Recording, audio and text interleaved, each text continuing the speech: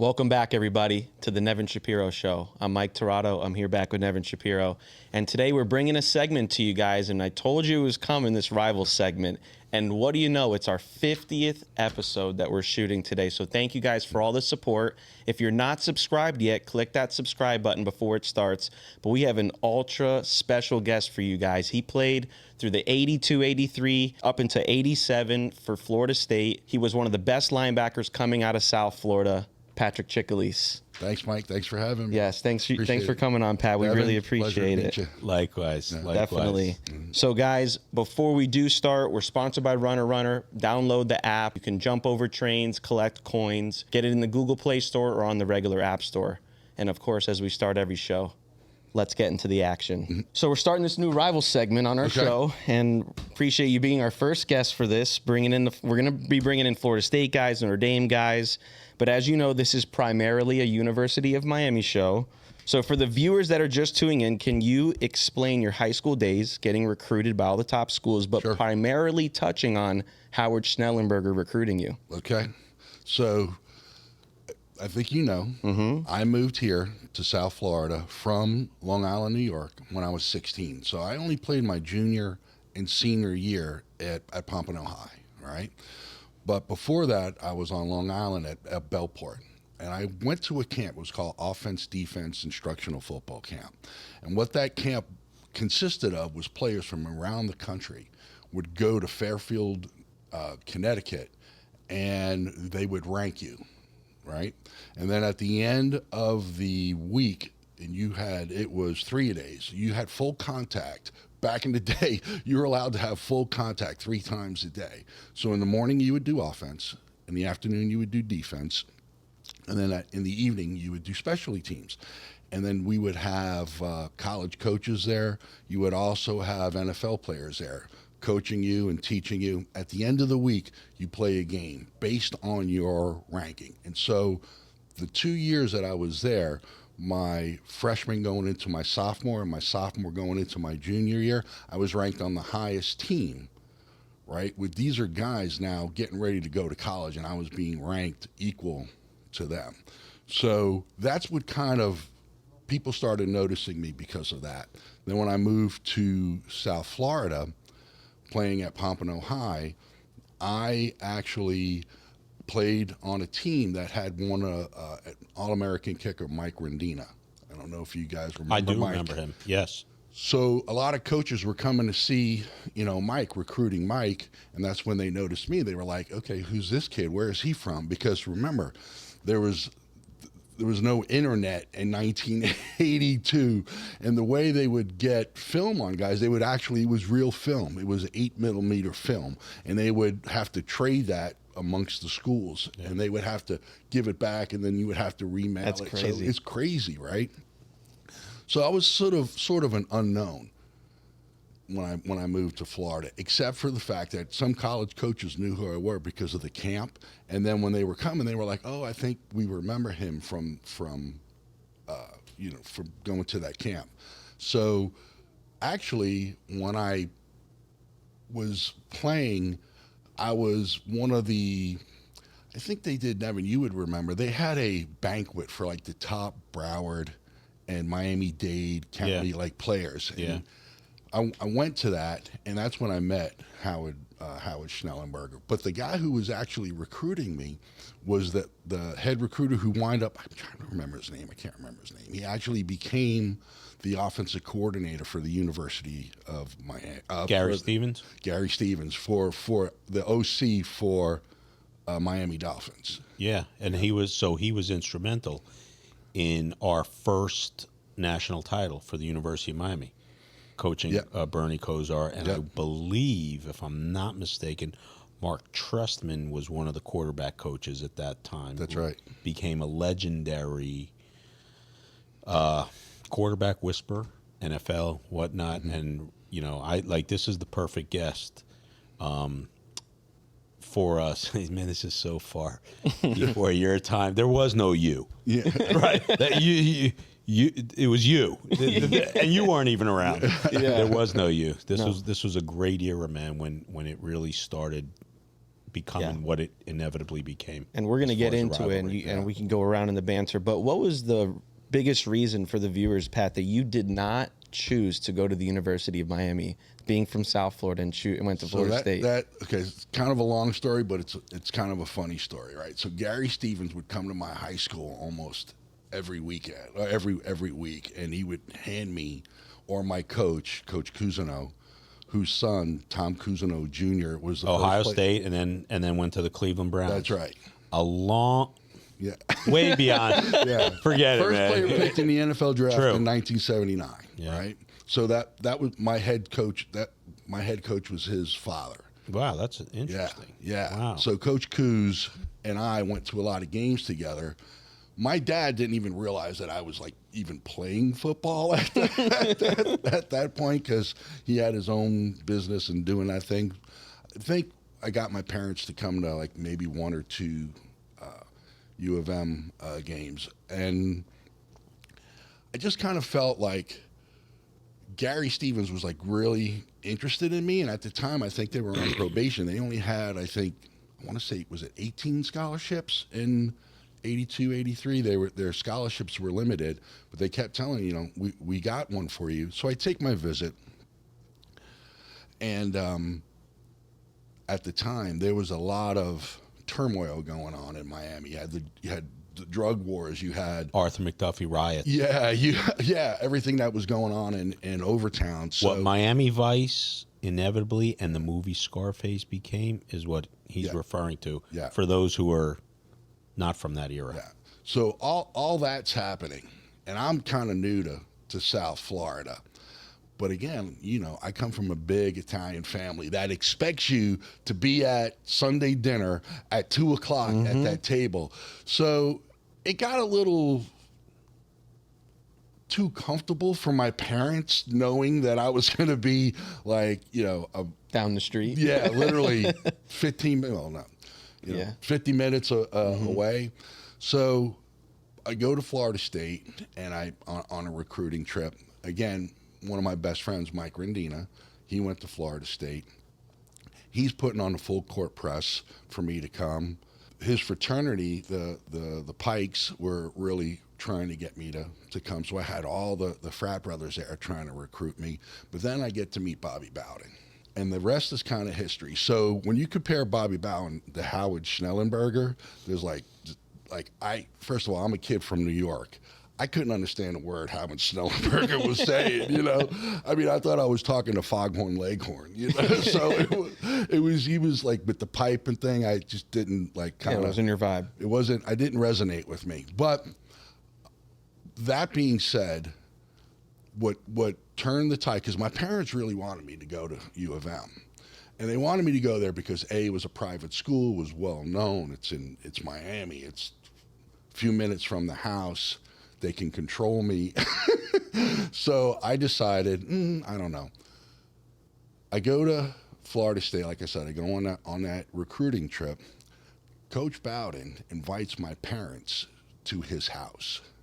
So my parents come up to Florida State. They meet Coach Bowden.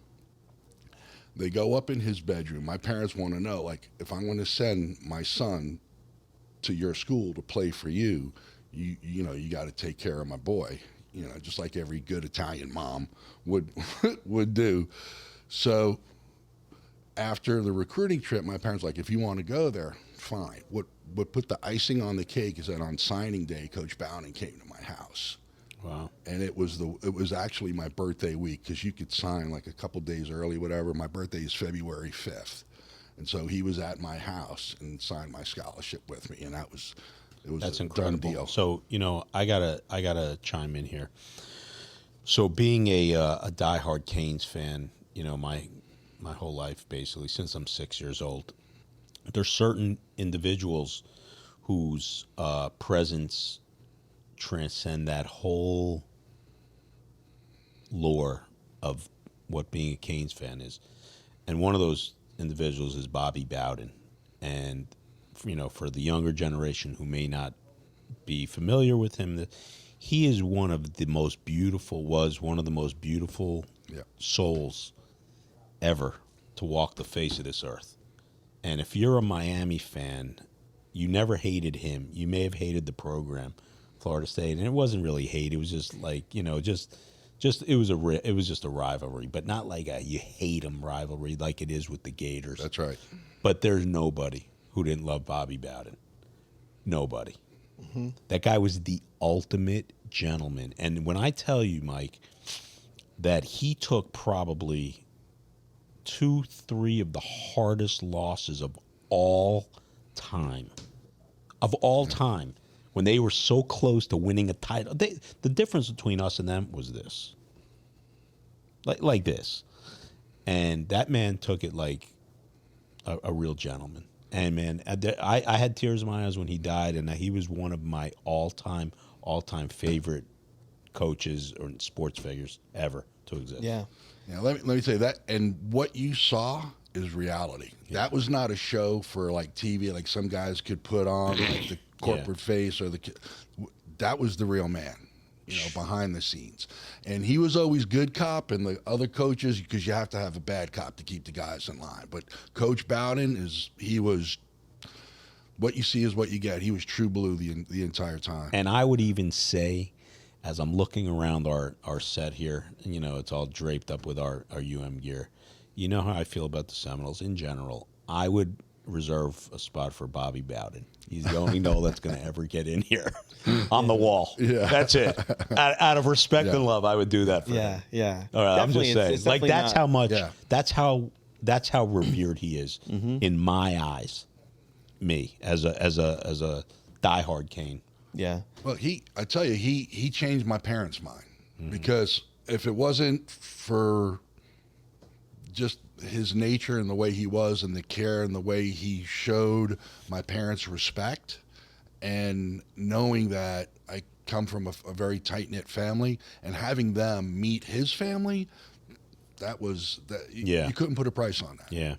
Yeah. And I'm the same way. I mean, you know me a long time, and I'm a diehard Cane, but definitely a huge respect to Bobby. He's probably arguably one of the greatest coaches ever in this game. And my question to you is, I know you've talked a lot about his character, but what about like on the field? Like, how is it like playing for him, like the actual game, when you're in there and he's coaching and everything like that? The one great thing about Coach Bowden was that he would, from my perspective, he would game plan the game, right? But he did a really good job of letting his coordinators do their job.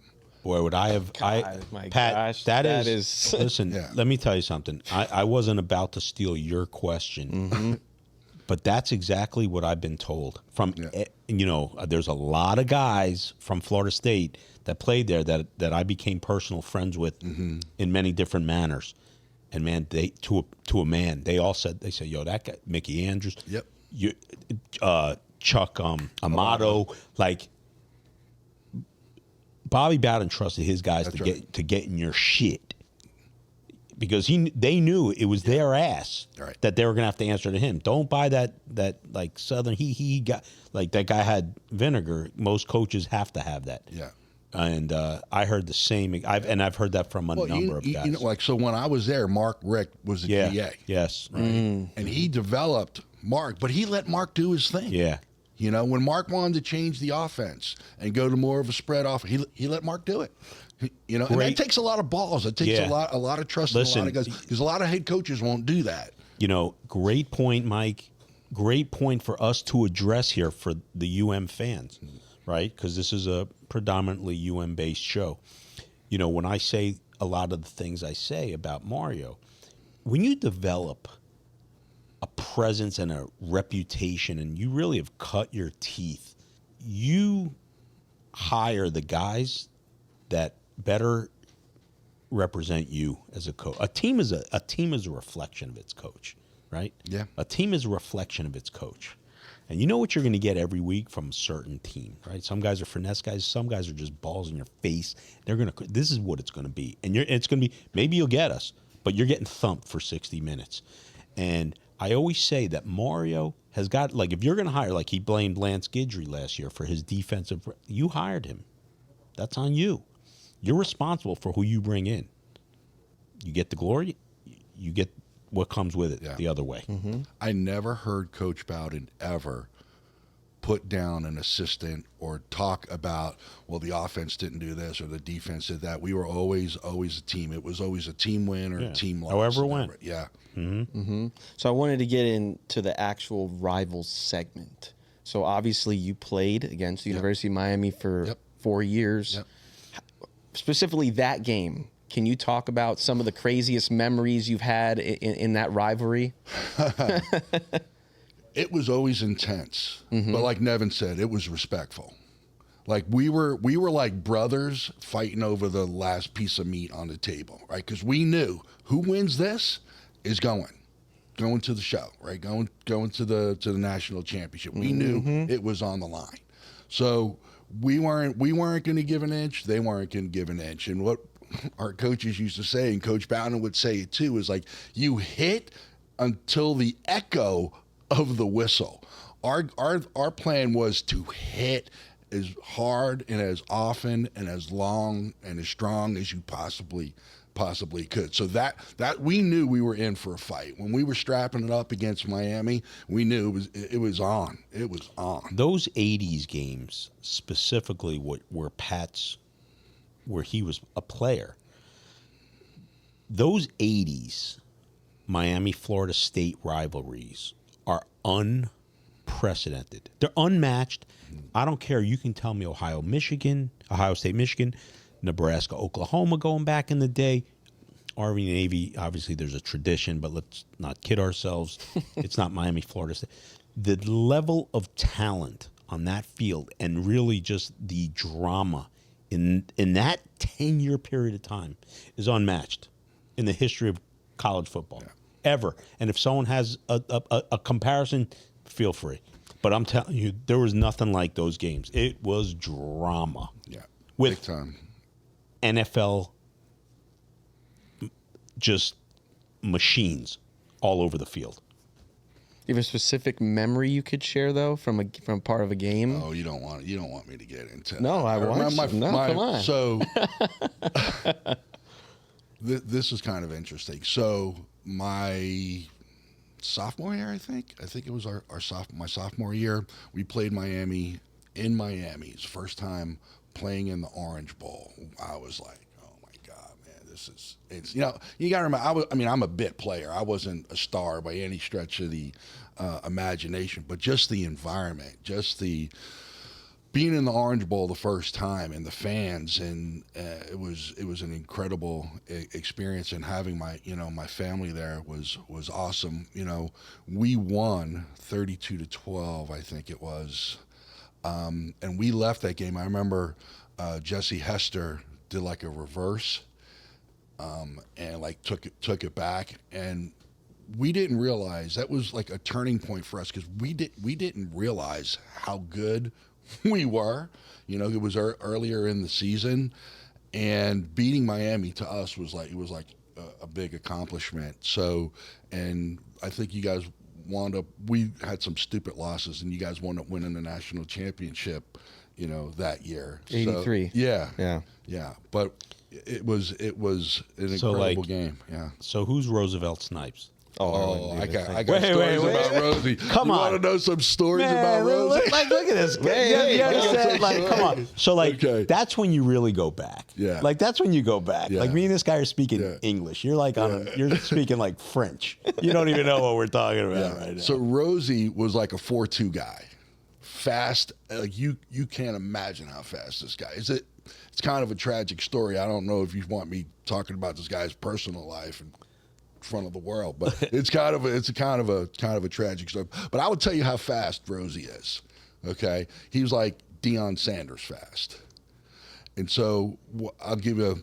I was on the punt team and was at practice, and I had contain. So I'm the guy on the end. So punt, block down, you release out, and I'm supposed to make sure that the guy receiving the ball doesn't break contain. Well, Rosey Snipes was returning punts that day. He's on the other side of the field. Not only does he break contain from there, but he comes all the way around the other side and like beats the whole team to the outside. Like that, you can't experience speed like that until you see it firsthand. It's like Deion Sanders speed. Same kind of speed. And he was a running back. I remember one time trying to tackle him, and we're in a hole this big, and he had moves like Barry Sanders, and I go to tackle him, and he's gone, disappeared. So much talent in this state of Florida, brother. So much talent, man. Like, and there's so many guys from that era. Yeah. He was drafted by the 49ers in the era of like Joe Montana. That tells you how good this guy could have been. And I was just pulling a name out of my ass. Yeah. just because I knew he was gonna. I wanted Pat to understand. Like, I'm here with him. You're with me. You're with me. You're tracking with me. Yeah. So let's get into this, Pat. And our supporters have heard me say this a lot on the show, that Nevin is the original NIL. He was 20 years above his time, and I know from our conversations you're very passionate about this specific subject. Very much so. And because of the way you guys were treated back then versus how it is now, and the money and the benefits, can you give your perspective to our viewers a little bit on this NIL situation and on totality? Well, I think if you want to talk about that, I think the NIL and the portal kind of like go hand in hand, right? And so you live by it and you die by it. Look at Florida State last year. We put all our eggs in the quarterback's basket, and the guy turns out to be a bust. But he was a bust at 3 other places before he was a bust with us, right? So, and we had a horrible season. So in regards to the NIL, I feel very passionately about, I think the guys should have some walking around money or some money. And even if you want to pay them, but I don't believe that an 18-year-old should have access to millions of dollars. It just doesn't make good financial sense, and it doesn't make good sense for them, for their longevity and health and well-being. Here's what I mean. I happen to graduate with a good degree. I have a great career.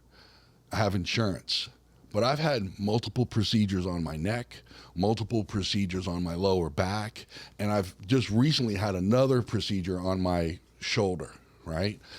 If these guys who I could tell you, Rosey Snipes was one of them, guys who didn't do well or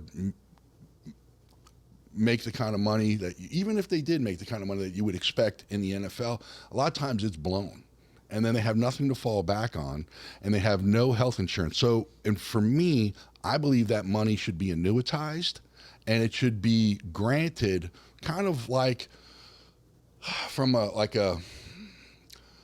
like a trust fund, where they should be given money based on certain accomplishments. You graduate, you get allotment of money. You're going to start a business, you get an allotment of money. And it should be put away and given to you over a period of time, and some of that money should be allocated for healthcare later in life. And to me, that makes more sense, because if I had the kind of money that I would have liked to think that I could have gotten paid in 1982, I wouldn't be working today. I wouldn't, I would have had that money invested and done the right thing with it and been able to live happily ever after. And the other thing is, when you're that important to an organization because they're paying you millions, they're going to take better care of you. They're not going to like, hey, you better get out there and sacrifice your body, because now it's almost like an NFL situation, whereas they're going to handle you with kid gloves, and they're not going to tell you have to play when you're hurt and jeopardize your health because they got another guy behind you, from Dade and Broward County that's going to take your spot. So I think the NIL could be a good thing, but I think it needs to be managed better. And the whole thing with that, not to be a broken record from our vantage point, but the whole situation with that is the NCAA never had a plan, right? They never had a plan because their plan was to fuck the kids and never pay them. And this is coming from the horse's mouth. Me being the horse, right? I went through it with these people. They were never paying these kids. They never were. They were forced to because the state courts ruled you got to pay them, right? But they never had a plan. Certainly didn't have a plan A, and they definitely didn't have a plan B or C behind it. So what Pat speaks of is fortuitous thinking and proper thinking, but not practical for who you're dealing with, which is the NCAA, which I've been yelling for who knows how long, that they need to be just overthrown and like laid to waste with a new governing board with some fiscal sense and practicality in life. There's just no way, and trust me when I tell you this, and Pat's very close in age to me as well, there's no way you can give a 17, 18, 19-year-old kid $2-3 million, $1 million, or even $500,000 for that reason. Not that they may not be deserving based on market value, right, but with parameters, protective parameters. Yeah. Oh, they deserve the money. Just think of the the jersey sales and everything else, and what they bring to the university. I mean, Florida State continues to build that stadium, and it's not because of just boosters. That's where they get the money from. But if we didn't put the product on the field, we wouldn't have the ability to even pay those kids, right? Yeah, there's no Charlie Ward, Chris Wanke, Jameis Winston jerseys and memorabilia without their success. Right. It's a moot point, right? It's a moot point. So it's a give and take situation, certainly. And there's no one's gonna ever. I mean, and I'm not gonna keep repeating it, but no one's gonna ever dispute that these kids should have been compensated back in his day, right? Mm-hmm. Absolutely. You know, and of course, accordingly grow like a salary cap grows, right?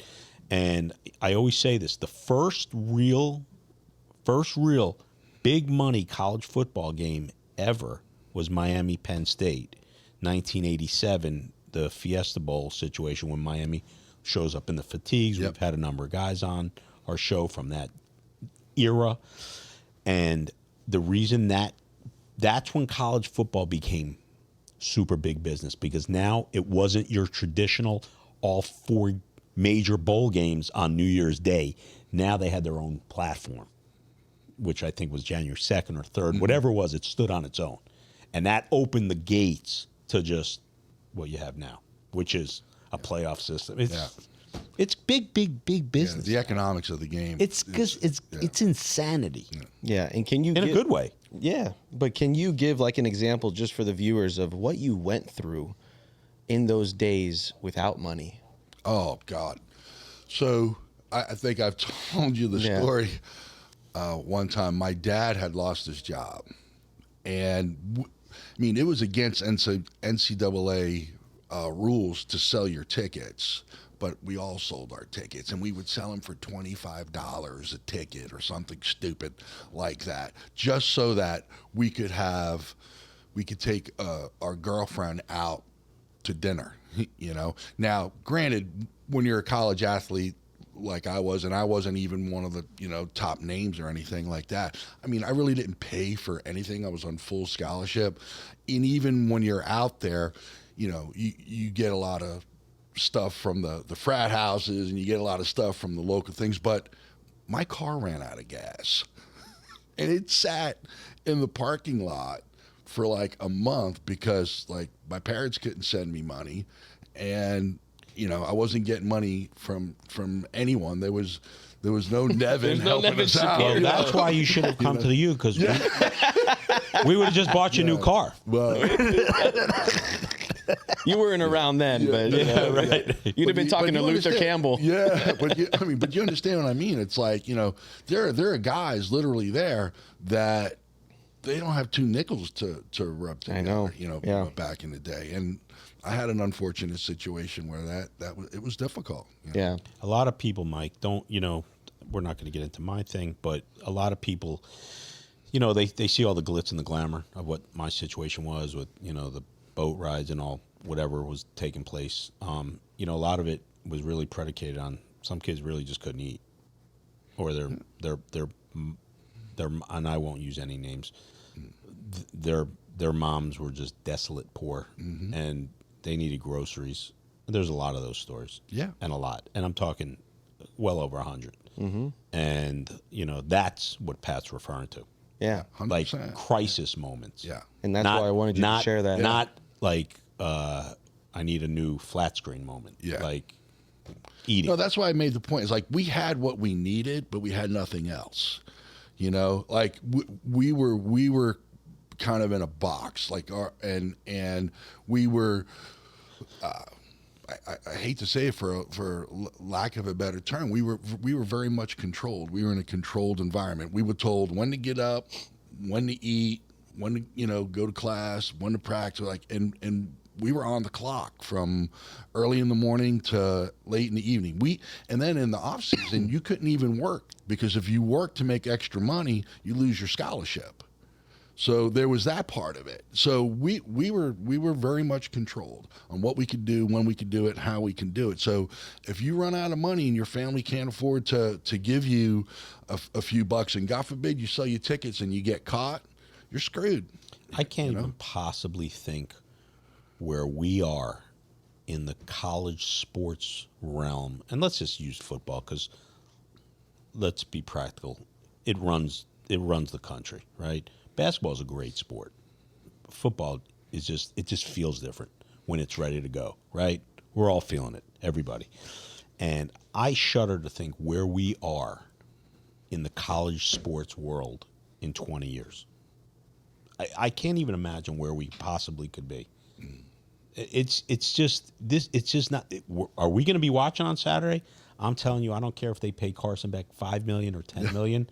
I'll be watching on Saturday morning. Right, from dawn to dusk, but the state of college sports is in just disarray. It's just complete bedlam. Portals interfering with other people. Can you imagine, Pat, in your day, right? Guys poaching players from Bobby Bowden. No, never would have happened. You understand? Yeah, like never would have happened. There's so many underlying tones that are just wrong with what's going on with sports right now. And so, having said that, back in the day, there was a time when I considered transferring, but I was going to have to sit out a year. Yep.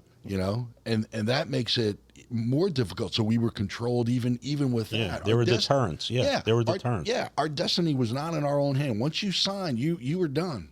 That was it. The portal today is one of my sore spots because I think it's ruining the game because it's embarrassing for Florida State to have the record that it did a couple of years ago to show up in the Orange Bowl and half the team not play. Ugh. Our quarterback went down. It was a travesty. We should have been in the playoff. We weren't. Okay, be that as it may, you can talk about that all you like.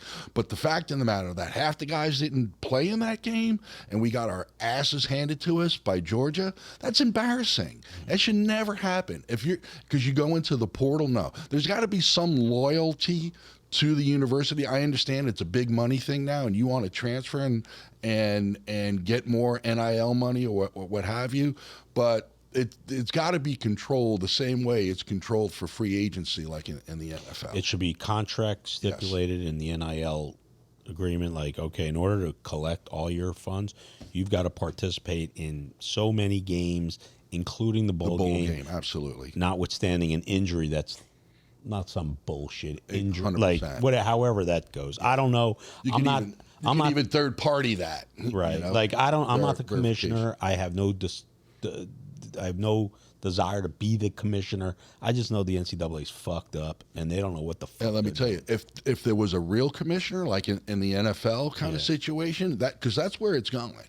Yeah. If we had something like that, the NCAA would be more profitable than it is right now. What a machine! Oh my God! What a machine! I mean, I think the NFL obviously is the number one sport in the U.S., but I think NCAA football, college football would rival basketball and baseball. I love it, man. I'm in agreement, man. And I think if you polled the United States public, the American public, I think you would find that college football is the sport.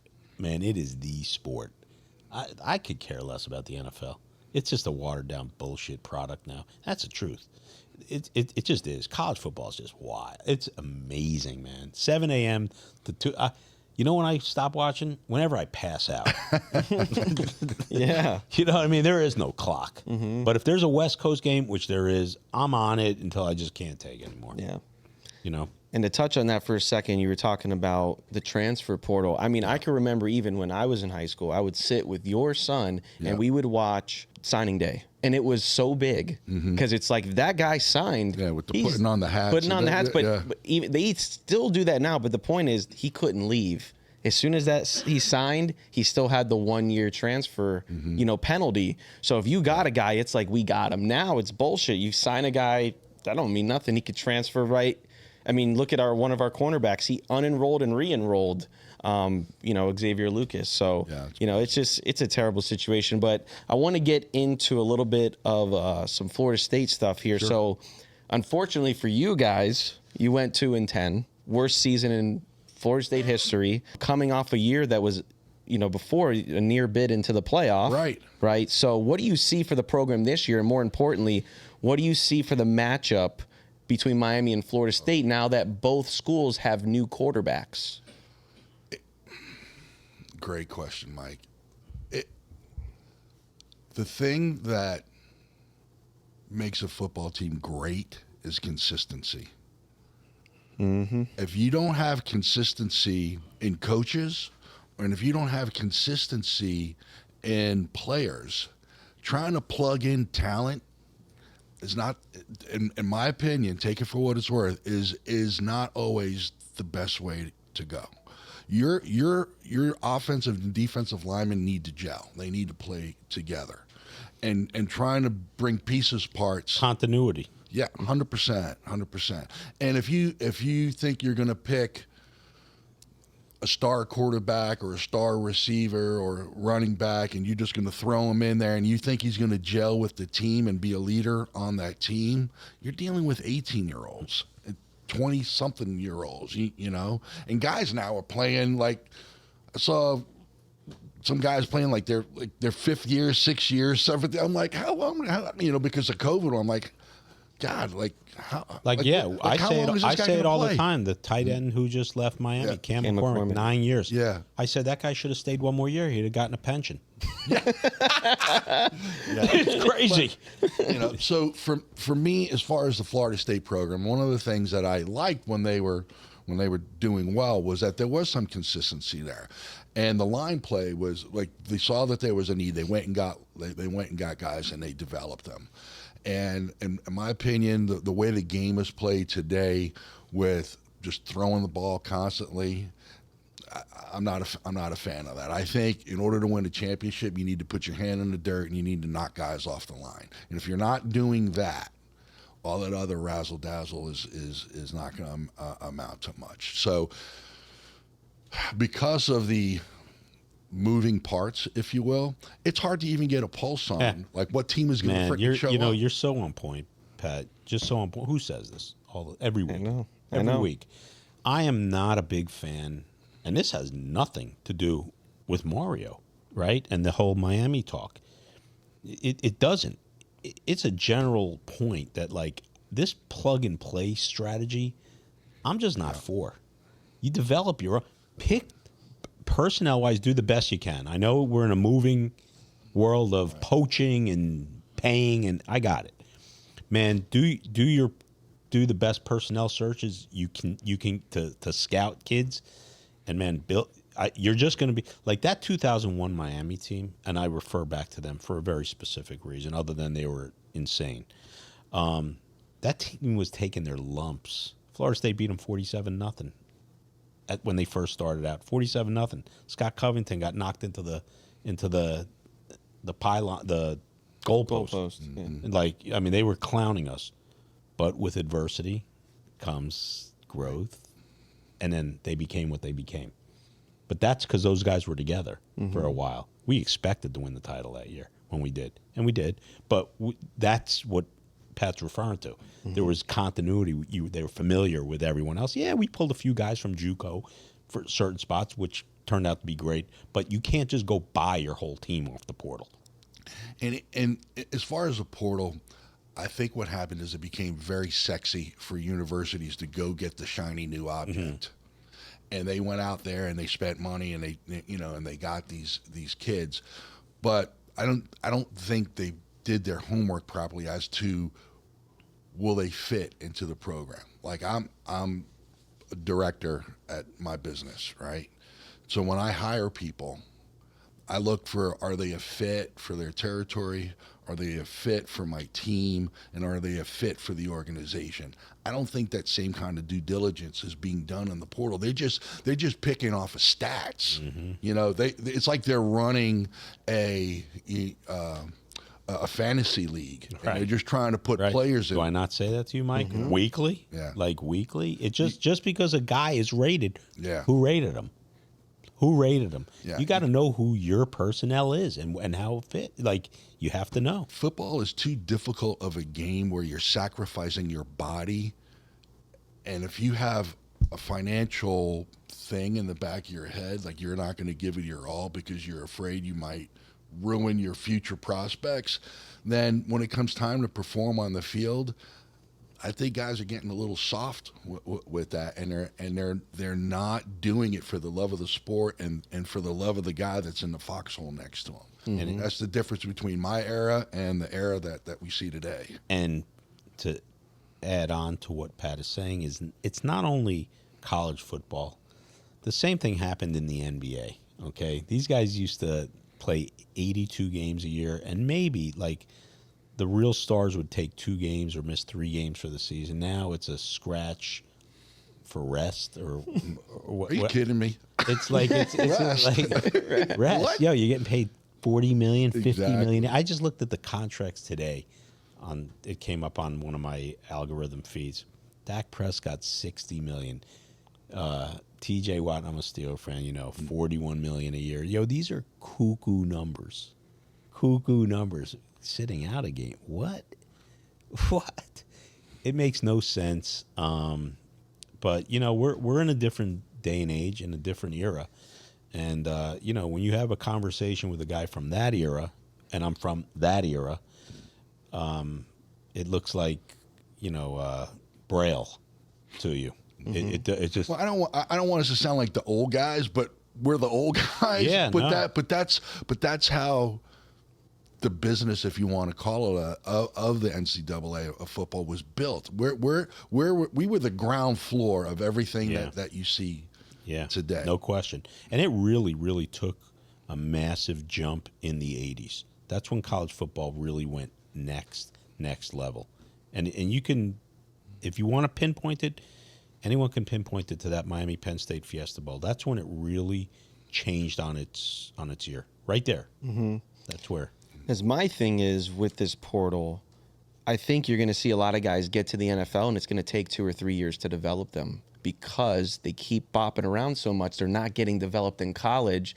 Then they get to the NFL and they get real coaching, but because they weren't developed yet. So in 4 to 5 years, you could see a lot of guys coming into the NFL extremely underdeveloped, and could cause injury. It could cause a lot of things because they weren't ready. They kept moving around systems. They didn't get enough playing time, speed of the game. There's so many components to this jumping around that's going to hurt the next level too. Well, that's why you see, whether it's happening in the college game now as well as in the NFL, you hear the term, well, he's a systems player. Mm-hmm. He's a systems guy. Because if you run a certain offense, you don't have to learn. The offenses now are so complex. The same with the defense. You don't. If you're a system guy, you know the system, but you can know the system and not perform. So, and performance comes with practice and experience, right? Like you can know it on paper, but unless you've had the exposure, to your point, Mike, the game speed and the violence that is the game of football. You got to have your hand in the dirt. Yeah, you have to. Yeah. You have to be playing and gelling in a system. Yeah. So, and that's with other men that have the same goals. It's a mindset. The same desires. You're all locked in. Yep. Yeah. I can't even imagine if you bring on. So he's a guest from playing in the era of the 80s, right? when big boy ball was really, when you were allowed to hit people and tackle them. when it was really, now it's a like fairy game. You know, like you think about, speaking of Miami, Florida State, you think of the Michael Barrow hit on Tamarick Vanover on the bubble screen. Okay, that guy's got like a 6-game suspension for that hit today. Yeah. Like they may take his scholarship. That's how violent that hit was. And it was really clean. It was just an unbelievable hit. And the timing was perfect. And you know what that was? That was just studying film. He knew what they were doing. Yeah. Right? On the release, bubble, bop, right? So I think anyone that you bring on outside of this era is really going to have the same feelings and this and that. Is it bitterness because kids are getting paid? No, but it's just become a free for all, and it's just a convoluted game. There's just no one running the sport. It's just like go and move. Like, why wouldn't you? I don't want to use the word cheat, but I have to. I don't know how else to say it. Why wouldn't you? What are you gonna do? How are you gonna? What are you gonna do to correct it or prevent it? Nothing, because there's no rules in place. The rule makers don't even know the rules. So how are you enforcing them? Yeah, it's like this whole tampering thing. Oh, come on. And Miami's the first, university to get a, lawsuit for tampering. It happens everywhere, and it's happening a lot more now. So you know what that tells me? Somebody's jealous and somebody's mad, and they dropped a dime on someone, and now they're using, when the rules are not nebulous or they're only enforced for a select few, then it's because they're trying to put their thumb down on and also, for us nut job fans, the spring game was kind of like a median point where we can go, at least we could watch something. You know what I mean? Now they don't even televise it because you're going to get poached. Yeah. So it's like ruining that aspect. And that's also for the fans to go, well, how does our team kind of look, offense and defense, even though they're playing each other? You could kind of see a guy like, oh, man, we just brought in this guy. We could see a little flash. You can't even see. You got to go to the spring game now. The spring game when I was playing was like your opportunity to take someone's job. Right. Yep. Right? Yep. Not anymore. Yeah. Because the guys that are like protected, they might get, it's kind of like the preseason in the NFL. They're going to get a few snaps, and then they're going to go sit on the side and hold the clip. You got investments now. Yeah, you have exactly. You have investments. These guys are investments, bro. They're not college athletes. I'm tired of the student athlete. That is the most. Forget that word. Forget it. It doesn't exist. Student athlete. Yeah. And now to your point, when the spring games are still televised, now it's not, you're not trying to take that guy's job. You're trying to put on a showcase for maybe another school to take you. You're trying to get reps on film. For potentially, if something goes wrong and you don't make that roster comes fall, and you're number 2 or 3, if you had enough reps, you put your showcase out there. It's a rental. This is a rental game. We might as well call it college enterprise. So, you know what I mean? Like, so let me switch gears for 1 second. Just throw a question to Pat. So go ahead. You're a Florida State alum and diehard. Mike Norvell, how much time? I mean, that was my last. So, was it? Yeah. So this is good. I don't know. Good. I mean, how much? Like I said, like when he first came over, okay, the first year was kind of like him getting situated, him kind of bringing his Taggart left him in a terrible situation. Yeah, I agree. That was that. I mean, terrible. Him getting situated, then showed some promise. And again, I really like what he was doing with the program. And I don't know Mike. I've never met him, but I do think he's doing a good job. But just the same way, the portal can steal your players. They could steal a coach if he sees greener pastures. Yeah. Otherwise, that's the one thing about playing when I played, in the era that I played. You knew Bobby Bowden had his guys, and they were going to be there forever. One of the things that Miami doesn't get enough credit for, and I will say this, was during even those championship years, going, from replacing Howard whole new staffs and winning 100%, and winning winning, big winning championships. Winning that I think is more of your legacy than anything else that people don't talk enough about. Man, great point, Pat. Great point. Howard to Jimmy, Yep. to Erickson. Yep. And then, inevitably to Butch, and then, Larry Coker took that situation. But man, great point. And I mean replacing entire staffs and maintaining that same level. You know how hard it is to stay at that level? And Mike Norvell, that question's a great question. He went from chicken salad to chicken shit in a year. 13-0 to 2-10, right? Yeah. Because I don't even put that loss to Georgia on him. He had everyone that's in this room could have been the same as that team they fielded. Yeah, no, and I will tell you, one of the things when I was being recruited, that was one of the things that they kept telling me. If you go to Miami, you don't know if Howard's going to be there. You don't know, but you'll know that Coach Bowden's always going to be here to take care of you. Yeah. So that was a big selling point for my folks, especially. Yeah, Miami was always a revolving door of talent and possibility to move. But go to the NFL. It was a next level. Everyone knew it. If you went to coach at Miami, it was a step up job. Yeah. You were going to go to the next level. And how many times have we said on this show, Nev, here's why I believe this happened, and you believe it too. They didn't change the blueprint. Even though the coaches changes, the blueprint was the same. You recruit the Tri-County area. You don't go really outside of that. You keep your guys in your backyard. That's what Howard did. That's what Jimmy did. That's what Erickson did. That's what Butch did. As soon as we got to Coker, that started to maybe weigh a little bit. But they didn't change the blueprint, even though they changed the coaching staff. And I believe that's exactly why they kept winning. Well, I gave you, I've given this to you. Yeah. On a number of 100%. On a number. So I got one final question for you, Pat. Yeah. Obviously Miami and Florida State being at the top of college football was when it was the pinnacle. And even though I'm a Miami guy, I hate seeing Florida State go 2-10. I always want you guys to be the best until we play you, and then it can decide things. So, and I know you're not a sugarcoater. He asked you a little bit on Norvell. But do you believe Norvell is inevitably the guy to bring you guys back? Let's put it this way. I think he's shown a lot of promise. Okay. I think he has shown promise.